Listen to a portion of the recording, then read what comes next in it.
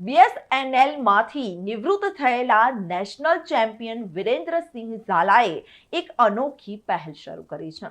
તેમણે 100 જેટલી સ્કૂલોમાં ચેસ વર્કશોપ કરવાનું લક્ષ્ય રાખ્યું છે, જેમાં વિદ્યાર્થી સુધરશે વિશ્વ સુધરશે અભિયાન અંતર્ગત તેમણે એક જ દિવસમાં 3 સ્કૂલોમાં વર્કશોપ યોજ્યા હતા.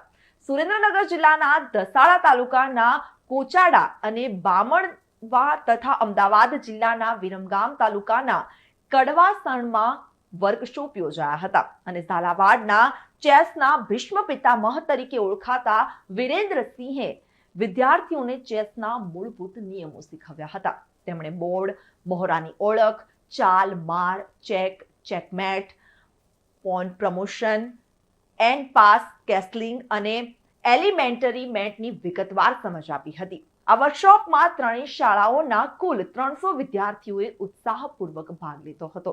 પ્રોગ્રામ કોઓર્ડિનેટર હિંમતલાલ પનારા અને 3 શાળાના પ્રિન્સિપાલ તથા સ્ટાફે વિદ્યાર્થીઓને પ્રોત્સાહિત કર્યા હતા.